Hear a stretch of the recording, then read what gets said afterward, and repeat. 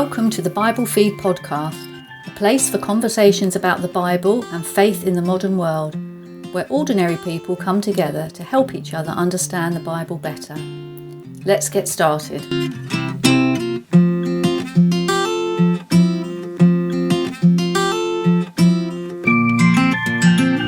Hi, I'm Paul Davenport, and welcome to another episode of the Bible Feed podcast. Now, never let it be said that Bible Feed are afraid of the big questions. And we're going to tackle the biggest question of them all in this episode. What is the meaning of life? Is life meaningless? And Dan, you and I are human beings, and I believe that most of our listeners are human beings. Yep. Last time I checked the analytics, that was the case. Yeah, excellent. It's probably fair to say our common human experience of life is that we have a habit of looking for meaning in things. We want to see meaning, we want to see purpose in what we do, and we want to be fulfilled by meaning and purpose in what we do. And many of the ways that we talk about things that happen in our lives, we talk about in terms that sound meaningful and purposeful. So we talk about things, as a chain of events that have cause and effect. They're heading in a particular direction to a particular outcome. And so much of what we do and what we think about other people doing, we categorize using moral terms that are attributing meaning to them, like, what is right and wrong. And I was just thinking, even so much of what we do in daily life, just our working lives, we categorize in terms of right or wrong. And I was just thinking back over my day today, and there are two or three occasions where people have come out very strongly and said that somebody's approach to a particular project or doing something or an analysis of a situation was wrong. Not something that is, you can prove one way or the other. It's a matter of interpretation. It's a matter of opinion. But in their eyes, it was wrong. So my theory is that happens to us every day. So just to test that theory, has that happened to you today, Dan? Today? Well, I can think of where other people that I'm dealing with with regard to property law and interpretation of various things, I'm thinking, I'm not sure that's quite right, actually, the way that people interpret it. So yeah, you're probably right. We sort of always, whatever we're doing for our work context or anything else in social activities and dealing with relationships, people, we're always making judgments, aren't we, as to whether we're doing something right or wrong, or perhaps we're always more often making judgments about other people, whether they're doing it right or wrong or not. So yeah, it seems like we're hardwired almost to think in that way and to attribute meaning to what we do and what we see other people doing. But that doesn't, just because we attribute meaning to things, doesn't necessarily mean it's right to conclude that there is meaning and purpose in things. So we're going to explore that question. What is the meaning or purpose of life? Is there purpose to our existence as human beings? And maybe you're listening to this and you're already somebody who takes God and Christianity and the Bible seriously. Maybe you're agnostic. Maybe you're uncertain, undecided, or just curious about God and the Bible and what people think about it. And I suppose, at Bible Feed, we're aiming to appeal to and be of interest to all those categories. So wherever you're coming from, these questions about the meaning of life kind of nag away at us and gnaw away at us on a daily basis sometimes. The questions won't go away, and so we'll confront them. So over to you, Dan. To answer what the meaning of life is. Ready? Well, it was prompted to think about this. I was looking at a YouGov survey for the UK. So for our listeners in America and around the world, YouGov does lots of polling in the UK. And they literally asked that question about the population of the UK, whether they think that there's meaning to life. And apparently 59% of the UK think that life has meaning. So that's just over half. 26% categorically don't think it has meaning. So that means there's some undecided there, isn't it? I mean, make of that what you will. It shows that most of us walking around the modern British society think that there is meaning to life, there's purpose in life. But yeah, it's evenly split, isn't it? Yeah, so that's what 85% of people have a view on it, Yeah, that's true. So there's another interesting statistic as well in the same survey that I found really interesting, is how often do British people ponder on whether life has meaning? Okay, so this is getting inside people's heads. How often do they think about it? And 9% apparently think about whether life has meaning at least once a day. That's a lot of people, actually. So 9%. And actually, in total, 75% of people ponder whether life has meaning sometime in their life, whether that's, a little more once a year or a few times a week or whatever. People think about this. So yeah, there's so many people ponder that meaning. There's 15% of people in this country that never think about that never ever question whether life has meaning, which I find quite astonishing. It's about 10 million people that just go through life and never ask that question. Wow. Yeah, maybe they did after they got the YouGov poll question that they had to answer.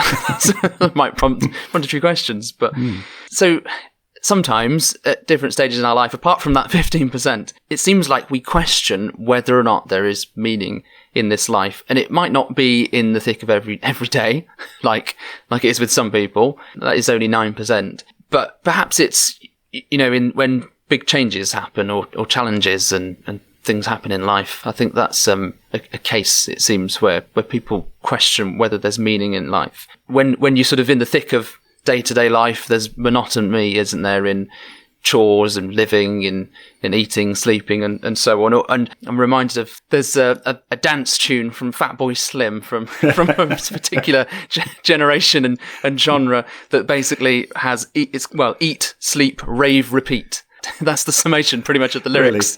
Really? And it really, summarizes what goes on in the minds of some people, that, literally we're here to eat, sleep, rave, repeat. So that's your musical contribution to our podcast. Yeah, I'm speaking this time. I'm speaking directly to a particular generation. Okay. I'm going to have to rectify that at some point. Okay, very good. And speak to a different generation. But maybe that's the 15% in that cycle. But it does, I know exactly what you mean. But it introduces another angle to the question, because, often the drift away from religion as something that, attempts to attribute meaning to life.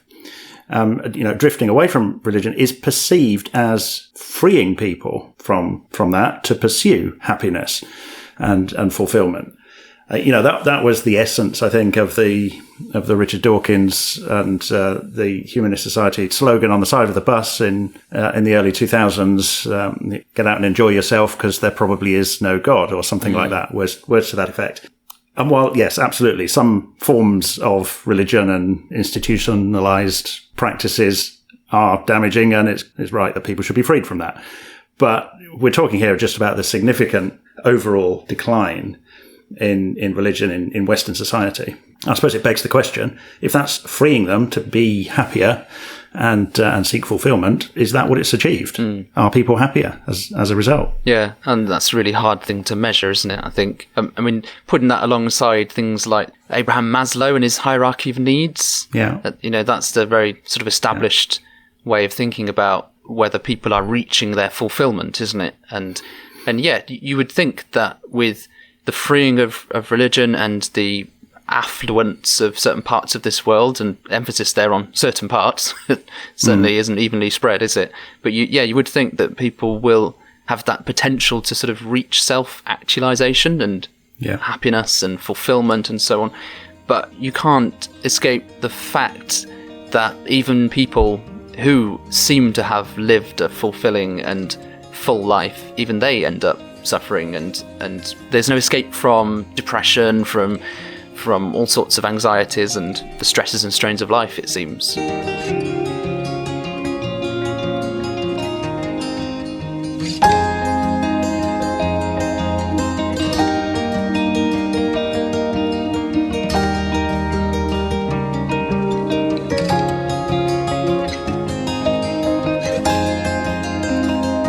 Yeah, I've referred to Dawkins. It's kind of quite easy to pick that out. He's not really a philosopher in the true sense of the word. No. He's an evolutionary biologist. That's his specialism.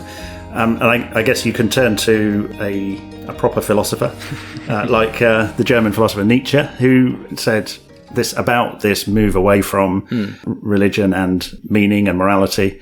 He says, God is dead. God remains dead. We have killed him. And he carries on to say, as a result of this, how shall we comfort ourselves, the murderers of all murderers? What was holiest and mightiest of all that the world has yet owned has bled to death under our knives. Who will wipe this blood off us? What water is there for us to clean ourselves? So he's using very moral kind of language there, and terms like murder and being cleaned and absolved of some crime. But he's acknowledging, isn't he, there, that move away from religion. It's an admission that removing meaning in that way, and the meaning that's attached to morality, leaves you in a pretty sort of empty state, and doesn't necessarily lead to the sort of happiness that might be thought of to be the outcome. I don't want to pick a particular real life example of someone who had everything and appeared to have the perfect life, but was exceedingly unhappy. I'll take a fictitious example, and this is my opportunity to bring in music for a different generation. And I'm thinking of the song Richard Cory by Simon and Garfunkel, and it's actually an adaptation of a poem, an American poet, I think, Edwin Arlington Robinson.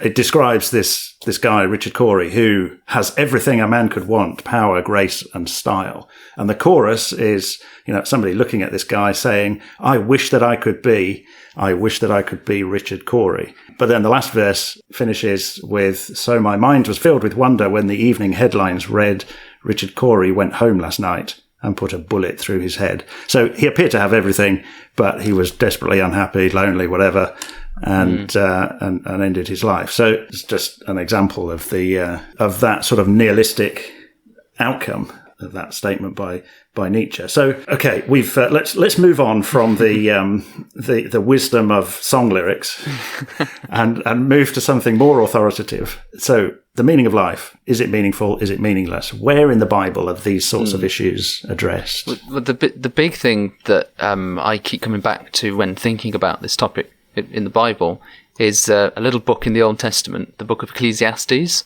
So this is it's part of what's normally classified as wisdom literature: Proverbs, Ecclesiastes, Song of Solomon, and Job usually as well. So it's a book which is really exploring these sorts of questions, really, about where is wisdom, what is wisdom in the world, and is there wisdom in the world? How do we live in a world that's full of difficulty and things like that? It's a fascinating book. I mean, it's reflecting on a character, the preacher, or it's the words of the preacher, who has been a king, who's amassed wealth, who's had everything, who's tried seeking pleasure, who's tried learning everything there is to learn, and done all these different things. And it sits in the biblical context as if it's King Solomon or someone like him. I mean, it doesn't actually say it is him. It doesn't really matter, really, whether it was him literally writing it at the end of his life, or whether it's someone sort of taking his life and using it as a way of displaying this wisdom, which in turn is of course bringing God's wisdom to us. So yeah, it's this someone who's had it all. This is Richard Cory, and what do they think about it? What does someone who has had everything that life has to offer, what do they think about life? I think the best way of getting a feel for it, it's just immersing ourselves for a moment in it. We could just start from the start. Ecclesiastes chapter 1, verse 1. I'll just start at the beginning and you tell me when to stop. Yep, when we're depressed enough, okay? Yeah. Ecclesiastes chapter 1. The words of the preacher, the son of David, king in Jerusalem. Vanity of vanities, says the preacher. Vanity of vanities, all is vanity. What does man gain by all the toil at which he toils under the sun? A generation goes and a generation comes, but the earth remains forever. The sun rises and the sun goes down and hastens to the place where it rises. The wind blows to the south and goes around to the north. Around and around goes the wind, and on its circuit the wind returns. All streams run to the sea, but the sea is not full. To the place where the streams flow, there they flow again. All things are full of weariness. A man cannot utter it. The eye is not satisfied with seeing, nor the ear filled with hearing. What has been is what will be, and what has been done is what will be done. And there is nothing new under the sun. Yeah. There you go. Nothing new under the sun. I mean, that is so intense. It just feels like it's describing, life, those however many millions of people in our country. And but it feels highly relevant. You instantly know what the writer means. Yes, absolutely. Yeah. It's almost the same sort of thoughts that must be going around everyone in this country's head, apart from that 15% who never think about it. But, what is, we live and we grow up and we learn things and we amass wealth and property and such like, and then we pass it on and then we go. It's just like the wind that comes and the sun rising and then going down every day. Life just trundles along, and it's just vanity. It's really, really intense. And so relevant to people living in ancient Israel as it would be to people in the UK, in America, around the world today, in any part of the world, in any part of culture or history. Yeah, and often when reading the Bible, people say, look out for repeated words, because there's normally something significant when a word is repeated or emphasized over and over again. And I was just thinking of that first verse, the second verse, sorry. 1, 2, 3, 4, 5 times, 5 words in that one verse is vanity. Yeah. I mean, that's a great theme for the book to start with. Absolutely. What's going on there? Yeah, and if you keep reading it through, then it keeps coming up. Like in verse 14, I've seen everything that's done under the sun. Behold, all is of vanity and a striving after wind. Chapter 2, verse 1, behold, this also was vanity. That's when he's going after pleasure. In chapter 11, he considered all his hands had done and all the toil I'd expended in doing it. Behold, all was vanity and a striving after wind. Just over and over again. So you're absolutely right to point that out.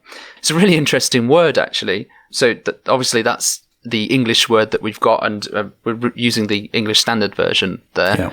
And so the Hebrew word behind that's hevel, something pronounced a little bit like that.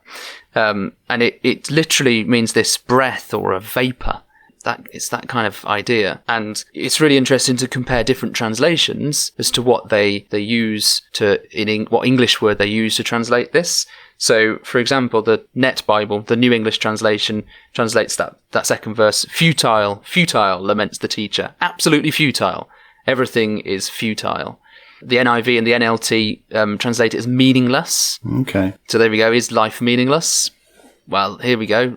Right from the start, meaningless. Everything's meaningless. And that's that idea of a breath or a vapor or something that, is just kind of there and then it dissipates. So this word hevel is the kind of core meaning of it is this mist, vapor. So translating it meaningless is going a bit further and interpreting that meaning, because the idea of life being a mist, a vapor is not unique in Scripture to this. Yeah. In Ecclesiastes, there's a verse in James, isn't there, where your life is but a vapor, and there's phrases like life is as grass that appears for a moment and then disappears. So as a concept, that fleeting, transitory, here one moment, gone the next, in the grand scheme of things, concept, is one that the biblical authors definitely bring forward and want us to be aware of, and are not hiding from considering that. Is that fair? Yeah, absolutely. Yeah. So you're right. It's a reflection on the fact that human life is just here and then gone, and everything that we do just disintegrates. All the wealth and the property and the work that we've done is passed on and then it's gone effectively. It's a transitory thing that it's trying to communicate. The question it begs then is, does that make life meaningless? Is that something that we can then interpret? And the book is exploring that. I mean, it's absolutely full of, like I said, going through, I tried this, I tried pleasure, I had all these things, vineyards, gardens, parks, fruit trees, male and female slaves, possessions, herds and flocks. I'm reading from chapter 2 here. I did all of that to try and find whether or not there was purpose or meaning in that sort of thing. But actually, no, that's all gone. I suppose it's the question is, therefore, does that mean life has no meaning at all? Is it actually meaningless? Or does the transitory nature of life, or despite the transitory nature of life, is there still some kind of meaning? And that's really what it's getting us to think about.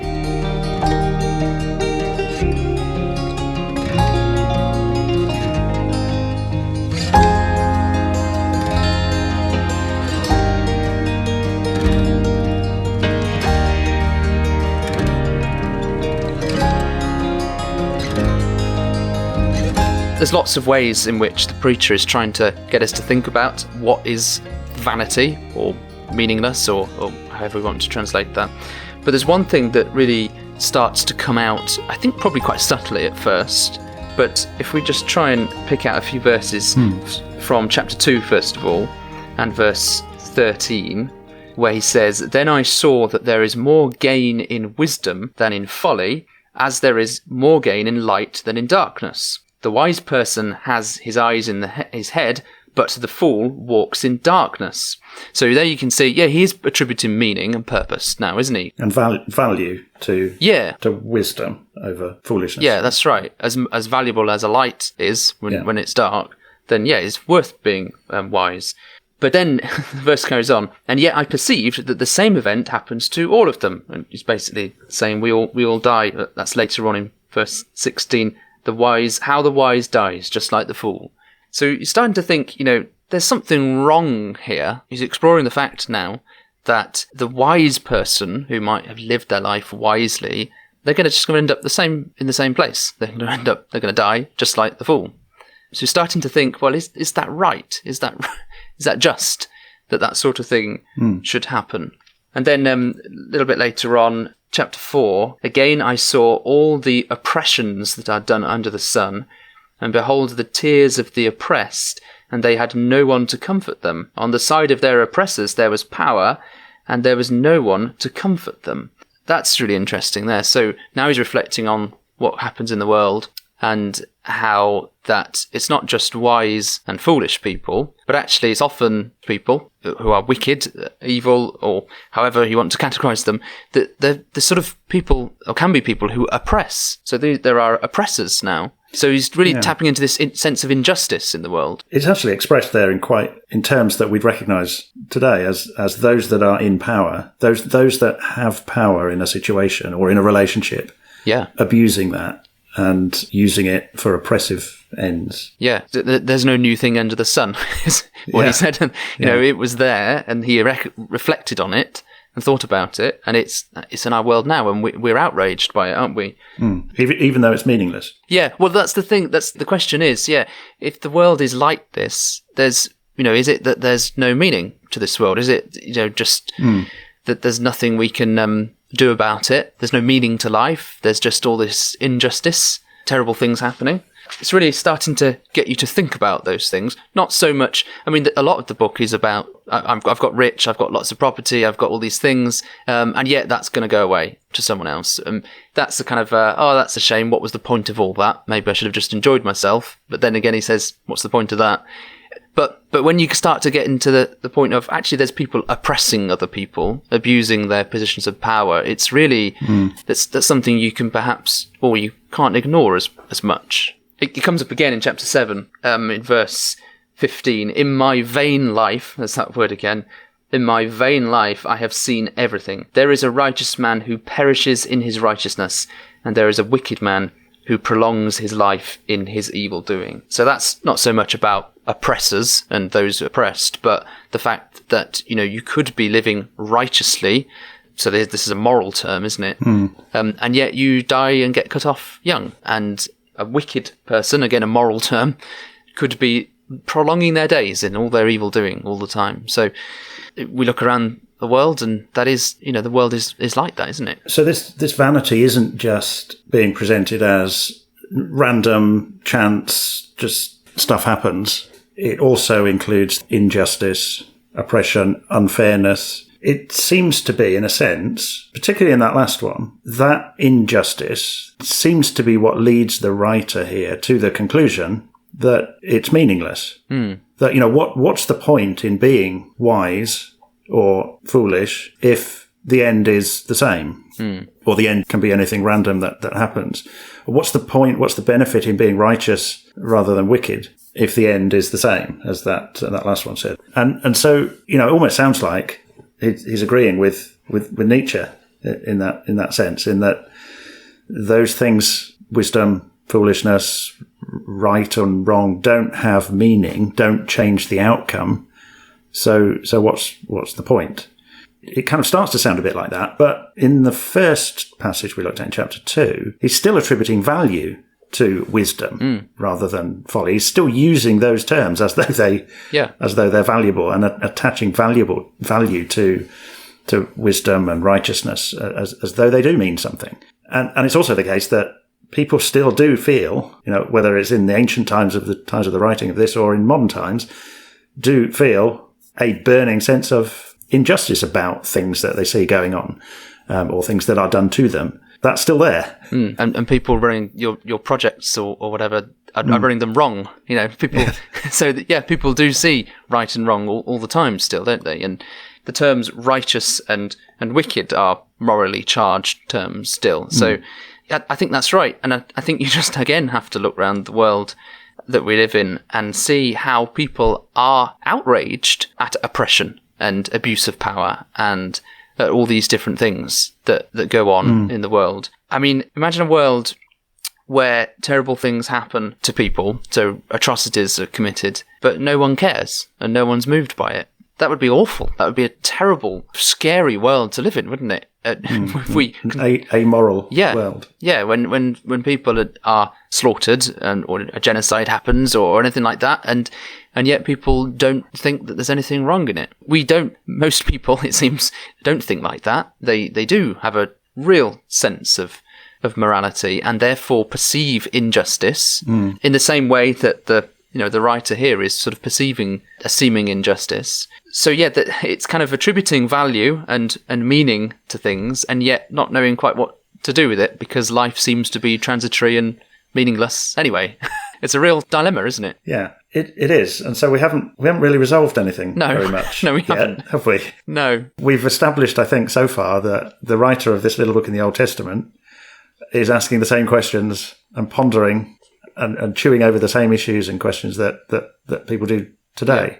So is now the right time to kind of move us forward from that to how the Bible does address injustice? And, is there something positive that the Bible has to say, either in this book, Ecclesiastes, or elsewhere? Yeah, I think there is. I think we can think through how this book does that.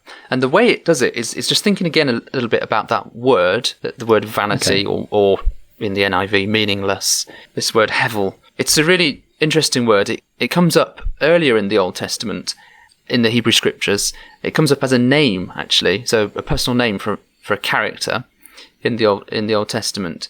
Okay, it's the character in Genesis 4, Abel, and that is the same word there. It sounds a bit different. All right. Okay. Well, I'm just gonna check my online Bible. You do that, yeah. To check that. Yeah. So Abel appears where in Genesis chapter 4, and actually the word is identical. It's hevel, and meaning breath. Yeah, it says here. So Abel. Yep. So there's a B in there. Yep. Rather than a V. Yes. And so this is where the transliteration of the Hebrew words into English is written with a B, but actually it should be pronounced as a V. So actually Abel should be something like Avel. Aval. Yeah. Oh, I guess it should be Hevel. Haval, yeah. Haval. Yeah. We're definitely saying it wrong. Hevel. Yeah. Well, let's just keep saying it in many different ways. And one will be right. Yeah. That's surprising. It's an identical word. I came across that by reading the Bible for Everyone translation, and the Old Testament translation is done there by John Goldingay, and it's proving really interesting. Just reading through a completely different translation, and he put the name and in brackets wind, so you know what it means. That immediately thought that I'm pretty sure that's the Ecclesiastes word. So, and that in itself is really interesting. So there's an Old Testament key story here about this character Abel, who is someone who is murdered by his brother. Okay, his brother Cain, and what his life basically is then is a righteous man, because this is the story where Abel and Cain both give an offering, and Abel's is accepted and Cain isn't. So you've got, someone who is on the surface righteous for some reason for his offering, and Cain isn't. And yet Cain is mad at that, and he kills Abel. So we've got a righteous person who's cut off early, like a wind, like a vapor, just transitory life. And we've got Cain, who seems to prolong his days. You look through the rest of Genesis chapter 4, and Cain and his sons and his family tree, they prosper, they build cities, they have people who are sort of pioneers of music and technology and agriculture and and all sorts of different things. And Abel, well, that's it. He's cut off from the land of the living, and he's just vanished. And you get later in the New Testament, Abel's referred to a few times, and one of those times Jesus is referring to the blood of Abel, from the blood of Abel to the blood of Zechariah, and he's kind of referring to righteous people in the Old Testament scriptures who have been killed, and they shouldn't have been. They've been murdered. So he's referring to the blood of Abel as a way of expressing injustice, and this kind of exactly what we've seen talked about through Ecclesiastes. It seems to me that the preacher, the book of Ecclesiastes, really couldn't possibly have not had that story in mind. It's in the original account as well. It talks about the blood, the voice of your brother's blood is crying to me from the ground. Yeah, that's it. Because it's not, this is where it gets really interesting, because Abel is representative of the injustice, just, cut off like a vapor. But God, what you just quoted there is what God says, doesn't it, to Cain? The voice of your brother's blood is calling to me from the ground. He's crying out. So God hears this. So there's a conviction right at the start, right in the early pages of the Hebrew Scriptures, that injustice is heard by God, which is really fascinating. Yeah. So the blood, he sees the blood, and this vivid metaphor of the blood crying out is something that God hears.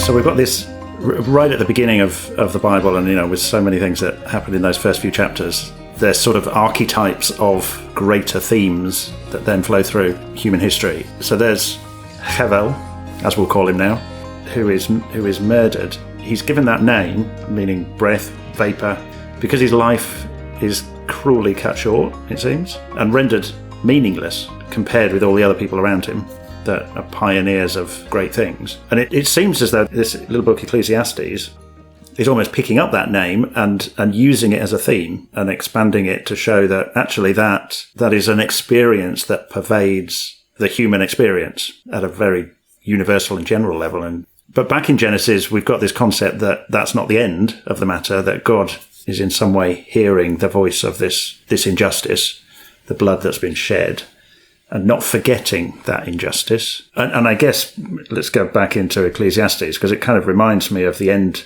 the way that book closes in chapter 12. The book, having made all these observations and meditated and wrestled with what can be seen in the experience of life and what happens to the wise and foolish and the rich and the poor and so on. So the last two verses, the end of the matter, all has been heard, fear God and keep his commandments, for this is the whole duty of man. For God will bring every deed into judgment with every secret thing, whether good or evil. So that's picking up on that. God hasn't forgotten that injustice, even though the life was cut short like a vapor. Okay, so where do we go with this? So that's all. That's great. That's good to know. And I guess there was some punishment for Cain for doing what he did, but Abel, or Hevel, is still dead. He's still in the ground. What good is that to him? Yeah, it's definitely a valid question. So it starts off as realizing that despite the seeming meaningless and the fact that life is just full of injustice and there's no hope, Abel then becomes this symbol of hope that God hears. And there's something also in the New Testament we find Abel used in the book of Hebrews. There's a passage there, Hebrews chapter 12. It's one of these long sentences in the New Testament where the author is sort of writing and never finishing a sentence.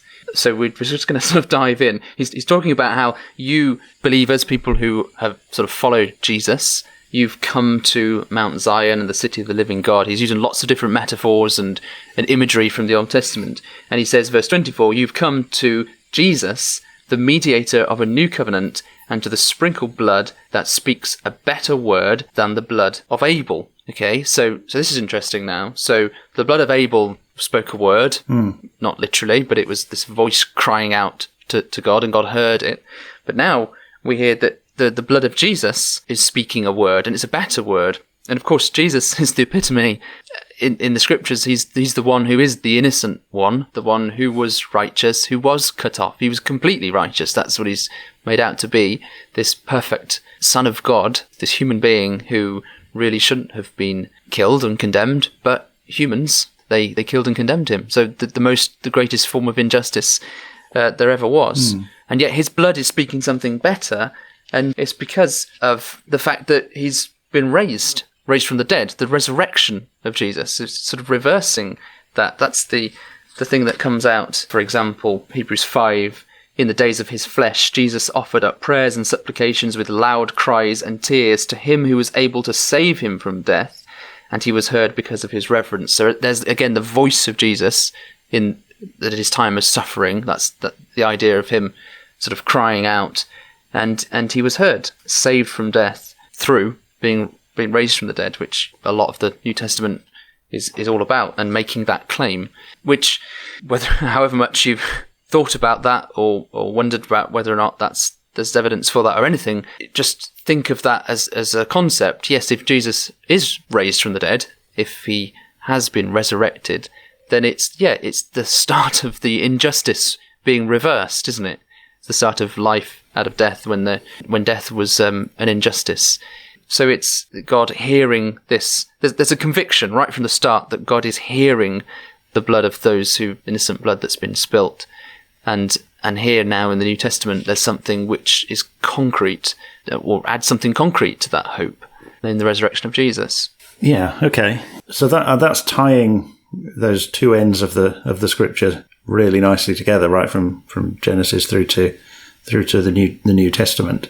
Absolutely. It's a case of introducing the problem, wrestling with the problem that this life seems meaningless, it seems transitory, and yet, even though it might seem like there's no point to life, we still attribute value to everything and value to human beings, and we think there is meaning in those things, and therefore that's why we think there's injustice in the world. So there's the problem, and there is, the conviction of the writers of the New Testament is that God is sort of offering something that is there for people to sort of get out of this cycle of meaningless, isn't it? It's putting forward an explanation as to how we can consider the existence of God and the purpose of God in the light of looking around and seeing apparent injustice and vanity in a lot of what we see in life. Yeah, that's right. The Apostle Paul brings together the idea of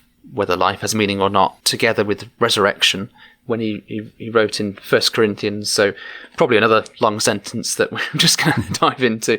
But he literally explores the idea, well, if Jesus is not raised from the dead, he's sort of combating that suggestion that actually there's no resurrection from the dead. And he's saying, well, if that's the case, well, let us eat and drink, for tomorrow we die. And it's a quote back from the Old Testament. Sounds like Fatboy Slim. Exactly right. Yes, I think there's yeah. Let us eat and drink, and for tomorrow we die. So there you go. And if that's the case, then life pretty much is meaningless, like 15% of people. But he concludes this chapter with, actually, no, there is some point to this life, because Jesus has been resurrected. And he says, talking to believers, he says, "My beloved brothers, be steadfast, immovable, always abounding in the work of the Lord, knowing that in the Lord your labour is not in vain." So he's sort of saying, this work that you can get involved in, this sort of project of living as Jesus would want us to live, by showing care and love and compassion, this is not meaningless. You don't just have to eat and drink and rave and repeat. There's this work, there's this project of following Jesus, and it's not in vain. And that springs from his conviction about the resurrection. So we're addressing, what we've been thinking of to the 85% that do have a view on this, rather than the 15% who never even think about the meaning of life. And to the 85%, we know that the pollsters tell us that you do think about this, maybe not every single day, but on a regular basis.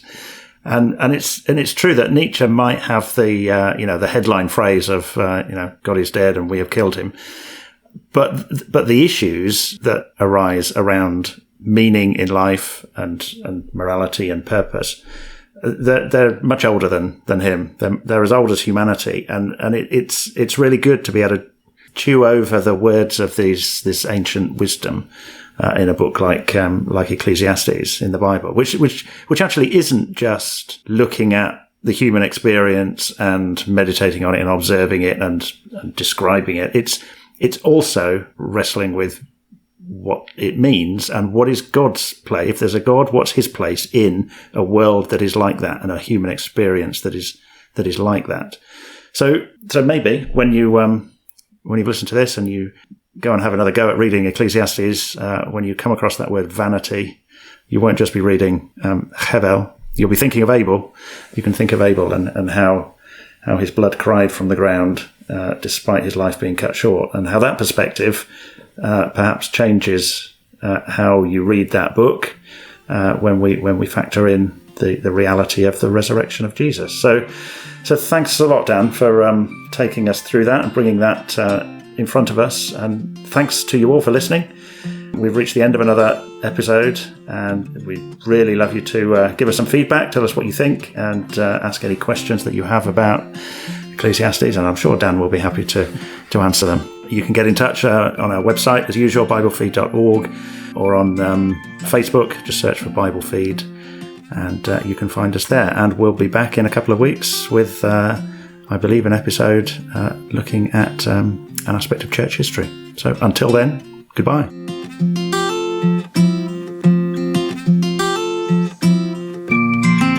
You've been listening to the Bible Feed podcast. Thanks for joining us. We're always keen to hear what you think, hear your questions or subjects you'd like to discuss. So get in touch with us on our Facebook page or send a message from our webpage at biblefeed.org and be part of the journey.